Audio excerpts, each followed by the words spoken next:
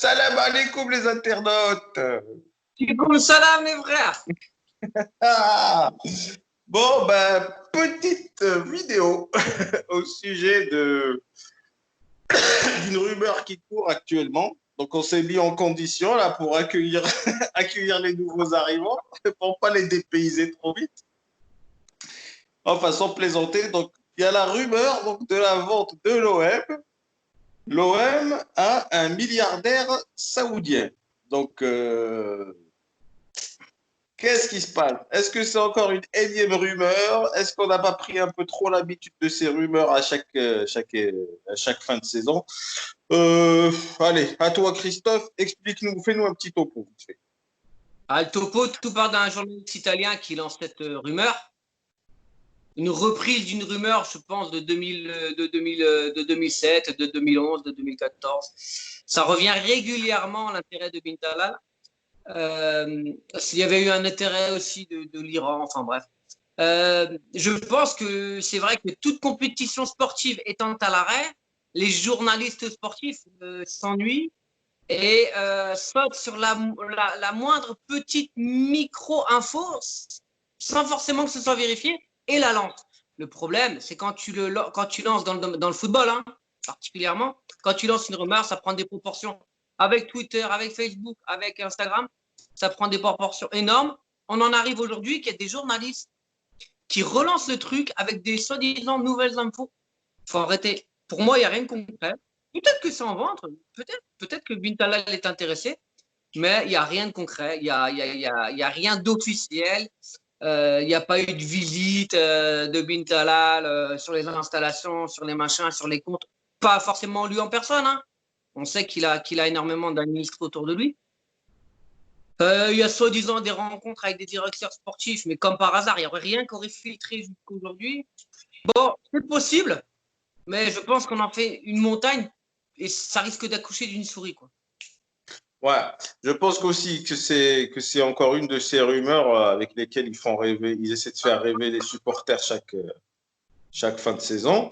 Pour moi, bon, les chances que ça arrive sont très faibles. Après, bien sûr, tout dépend bien sûr s'il y a des sommes qui tombent, tout peut arriver dans le fond, mais là, pour moi, la probabilité est trop faible actuellement. Maintenant, pourquoi est-ce que nous, pourquoi est-ce qu'un supporter lambda, il souhaiterait que ça arrive? Donc ça, c'est plutôt intéressant. Évidemment, on voudrait retrouver l'OM au sommet. On voudrait ne plus jouer les quatrième, cinquième, sixième places ou le ventre mou là. On voudrait être un numéro un en France. Pour cela, le foot moderne, c'est de l'argent, de l'argent, de l'argent. On l'a vu avec le Qatar et le PSG. Dès leur arrivée, il n'y a pas de mystère. Ils ont mis les fonds, même si je trouve que ça n'a pas été super bien fait. Parce que on sent que derrière, il n'y a pas eu que des professionnels du sport qui ont fait des choix. On sent que c'était des choix aussi un petit peu commerciaux, de prestige et tout, qui fait que le PSG, malgré tous les investissements, les noms qui y sont et tout, et ben, il arrive dans l'inconscient européen, même si le PSG quand même est un très grand club actuellement d'Europe, et ben, on n'arrive toujours pas à le classer. C'est bizarre, dans la tête des gens, le PSG il sera toujours en dessous des Barça, des Real et tout. Même s'ils ont des résultats des fois meilleurs que leurs concurrents, et ben, on aura toujours c'est bizarre, hein, le PSG, on n'arrive pas à le mettre à cette place. Alors peut-être qu'on attend de lui qu'il gagne cette Ligue des Champions pour pouvoir enfin le mettre parmi les grands. Et encore, j'ai des doutes. Tu as aussi les remontadas qu'ils ont subis, ça leur a fait beaucoup de mal aussi. Ça, je pense que pour avoir une image comme ça, un petit peu de clochard riche, enfin, c'est le riche clochard du football européen, c'est ça qui est bizarre. Et donc, nous, en tant que supporters de l'Olympique de Marseille, effectivement, avoir un investisseur pour flamber, qui voudrait pas avoir? Et puis, on voudrait aussi, je pense aussi pour les amoureux du football, voir la Ligue 1 avec autre chose que le PSG au-dessus et sans aucune concurrence possible tout au long de l'année. Donc, forcément, là, ça donne aussi des envies aux gens, aux amoureux du football. Alors nous, on va parler en tant que supporter. En tant que supporter, évidemment, euh, là, les investissements McCourt étaient très intéressants. Ils auraient pu être mieux orientés aussi parce que, voilà, il n'y a pas eu que du sportif derrière, je pense. On va pas rentrer dans les suspicions, mais on sent bien qu'il y a eu des petites magouilles de manager, de vas-y que je te casse tel joueur parce que je me fais un petit billet derrière et tout. Enfin bref, passons. Les résultats sont plutôt excellents cette année, donc voilà. Au niveau financier, on ne sait pas où est-ce qu'on en est. Est-ce qu'on va s'en sortir l'année prochaine sans vendre? Est-ce qu'il y aura encore de l'argent qui sera mis sur la table? Est-ce qu'on sera autorisé à mettre de l'argent sur la table aussi pour faire financer? Donc, effectivement, nous, on souhaite voir l'OM au sommet. Donc là, elle est deuxième du championnat, c'est tout à fait acceptable pour un grand club, mais c'est beaucoup d'énergie dépensée pour ça par rapport à ce que l'OM aurait dû être depuis toujours. Alors, est-ce que les Saoudiens ou les Qataris ou je ne sais pas qui va vouloir mettre de l'argent dans ce club? Est-ce que l'investissement dans le football reste quelque chose de rentable? Parce que moi, pour moi, les Qataris, quand ils sont venus aussi, c'était pour vendre leur Coupe du Monde. Il y avait tout un projet derrière pour aussi rendre leur image plus sympathique parce qu'ils avaient une image de sale con intégriste, limite financement terroriste et tout. Est-ce que le nouveau roi d'Arabie Saoudite qui donne l'impression qu'il veut moderniser le royaume est dans cette démarche aussi d'essayer de donner une image autre que un pays du Moyen Âge à son pays et il essaie de vendre une nouvelle image et qu'il envoie ses cousins, ou je ne sais pas qui c'est pour lui, là, le milliardaire dont on parle, je ne sais pas qui c'est, mais il envoie sa famille pour faire des investissements, pour redorer l'image du truc. Peut-être que c'est ça. Mais pour moi, ça reste encore très, très flou. Donc, pour me dire, tiens, la filière qui a ramené cette info, est-ce qu'elle est fiable en temps normal? C'est plutôt sport web, un truc comme ça. C'est voilà, comme je te l'ai dit, c'est un média sportif. D'ailleurs, il n'y a que des médias sportifs qui relaient l'information. Et la Provence, parce que la Provence, je pense que secrètement, les journalistes rêvent d'une reprise par un milliardaire. Mais voilà, c'est tellement pauvre, ils n'ont rien à raconter. Ouais. Voilà, ils ont ce petit syndrome de la page blanche. Ils voient une petite info qui circule. Allez, on va la reprendre pour pas être les derniers du wagon. Si c'est vrai, on l'aura repris. Si c'est faux, c'est pas nous qui l'avons lancé. J'ai peur Ouais. que ce soit vraiment du vent pour rien. Donc il y a eu un démenti de McCourt. Alors est-ce que le démenti c'est juste une manière de faire monter les enchères ou est-ce que c'est arrivé aussi que pour la vente d'un club il y a un démenti et que tout de suite après dans les jours qui suivent ou dans les semaines qui suivent l'inverse se passe? Est-ce que c'est déjà arrivé? C'est ce que j'aimerais savoir. Alors, quand c'est une rumeur, souvent il y a un démenti et effectivement, il s'avère que c'est des rumeurs. Quand il y a vraiment des négociations, souvent les clubs, comme ça arrivait à Nice, silence radio et ça se confirme que la vente est en cours. Le Qatar, ça s'est confirmé comme ça. Après, voilà, on vient d'être racheté, ils viennent de se qualifier pour des champions. Le seul problème avec le projet McCourt, c'est que le fair play financier et la pandémie fait qu'on ne peut pas réinjecter comme de l'argent. La seule possibilité de réinjecter de l'argent, ça serait un rachat et le fair play financier permettrait de réinjecter de l'argent. Voilà. C'est tout ce qui a alimenté la rumeur. C'est vrai que ça tomberait bien. Quelqu'un rachète le club, réinvestit au moment où il faut réinvestir. C'est presque trop bien tombé pour que ce soit vrai. Mais après, ce n'est qu'un avis personnel, je n'ai aucune info. C'est qu'un avis personnel. Par contre, j'ai pas envie de tomber dans l'euphorie d'une pseudo-rumeur relayée par des journalistes qui n'ont rien à se mettre sous la dent en ce moment. Moi, Ouais.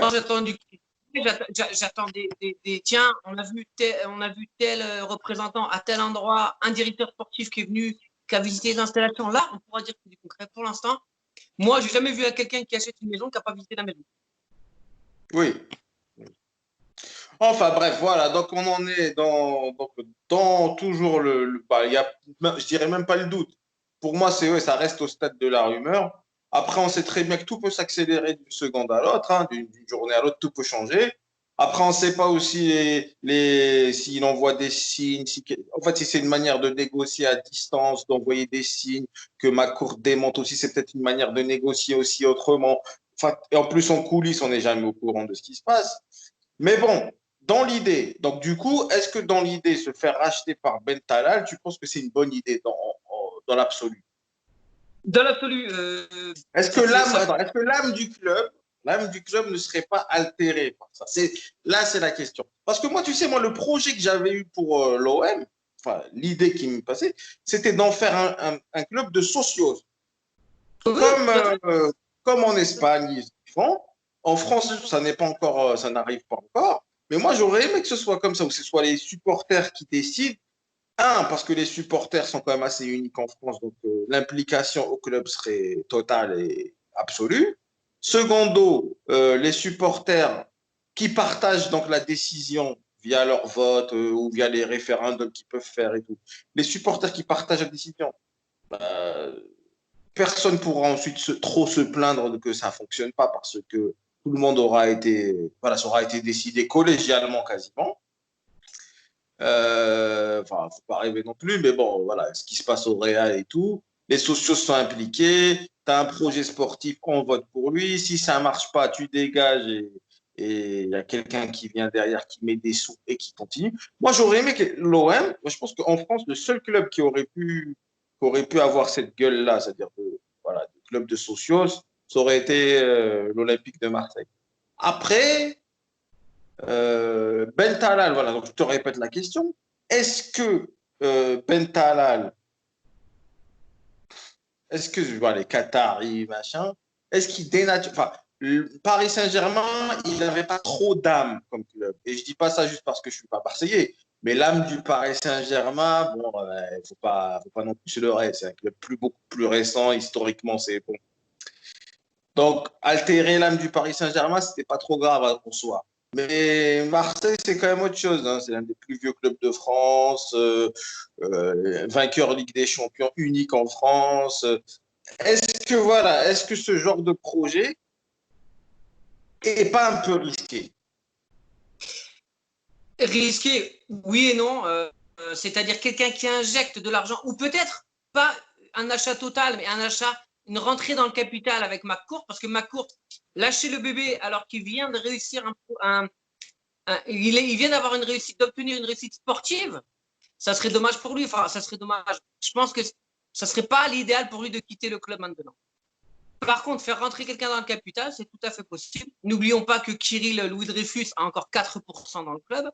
Pourquoi pas augmenter aussi ses parts et faire un peu tripartite, tout ça. Enfin bref, l'idée, comme tu dis, c'est de pas d'en faire un Disneyland comme ça a pu être fait à Manchester City, comme ça va être fait à Newcastle. Newcastle qui a une histoire et qui va se retrouver complètement stratosphérique avec des investissements énormes l'année prochaine. L'idée, ce serait effectivement avoir des moyens pour l'OM, pour plein de clubs, même pour Paris Saint-Germain à l'époque, c'est déjà garder tes meilleurs joueurs, renforcer ton équipe. Faut pas faire comme Paris Saint-Germain, pas comme Ouais, McCourt mais quand il est arrivé. Voilà. effectivement, mais là, on est d'accord que si Ben Talal il arrive avec ses sous, exit les joueurs moyens. Tu auras dans l'effectif 18 joueurs top players. Quoi. À un moment donné, je pense que voilà, on va récolter du très très haut niveau. Il va rester quelques joueurs, on va dire bons joueurs. Moi, je ne serais pas là. D'ailleurs, je ne sais pas si tu as vu, il y avait une vidéo Instagram de Marez qui disait que son club de cœur, c'était l'Olympique de Marseille. T'imagines si quelqu'un lui propose maintenant de venir à l'Olympique de Marseille, par exemple, et tout, avec un meilleur salaire que ce qu'il touche à City, enfin, avec toute la démesure qu'on connaît qu'il y a chez les Arabes du Moyen-Orient, là, qui comptent pas les sous, qui gaspillent à tout va, ils s'en battent les couilles des sommes parce que le pétrole est là, donc hey, allez, on injecte et ça ne suffit jamais, quoi. Donc, effectivement, moi, je dis investissement, oui, Mais des joueurs qui. modernisation, modernisation, oui. Investissement, oui. Mais attention à ne pas dénaturer le club. C'est tout ce que je veux pas, moi. Je veux que ce soit un petit côté. Je veux que le club continue quand même symboliquement à appartenir aux supporters. et que ce ne soit pas des conseils d'administration de mes couilles là ou des trucs comme ça qui décident comme ça. Après, c'est peut-être utopique, hein, peut-être que la modernité, enfin le football moderne, voilà, oblige à ça, peut-être, j'en sais rien. Mais moi, c'est vrai que l'attachement des supporters à l'Olympique de Marseille, il est quand même assez unique. Alors, si c'est pour que le supporter aille en tant que spectateur voir un match, puis se retire et qu'il n'y ait pas la ferveur et parce qu'il se sent tellement, il y a tellement ce mur de séparation entre le club et le supporter. Enfin, faudrait que, certes, le foot est un spectacle, mais on va pas au théâtre, quoi. C'est pas au théâtre. Tout à fait. Après, comme tu dis, il y a des joueurs qui connaissent l'histoire du club, qui ont envie de venir, qui sont intouchables pour l'instant. Il faut profiter des moyens que tu pourrais avoir pour aller chercher ces joueurs-là et ne pas aller chercher un joueur qui ne connaissait rien de l'OM et d'un coup on lui dit écoute, viens, il y a tel et tel argent. Il faut, comme tu dis, prendre des joueurs, privilégier peut-être l'aspect mental. Le mec avait envie de venir, mais financièrement c'était compliqué. Plutôt que de te dire on va chercher un meilleur joueur qui n'a pas envie de venir. Tu peux penser à Griezmann, Oui. qui est Mahrez, tous les pays du Nord-Afrique qui sont supporters de l'OM. On a Slimani, on a du Ben Yedder, on a énormément de joueurs qui sont très très bons et qui supportent l'OM. Donc, Voilà. Non seulement il faut de l'investissement, mais il faut qu'il y ait la méthode aussi. Et que quelqu'un, quand il arrive, peut-être pas Ben Talal, mais qu'il envoie quelqu'un qui sait de quoi on parle. Il sait que l'OM en touche pas à ça comme on touche à n'importe quoi d'autre.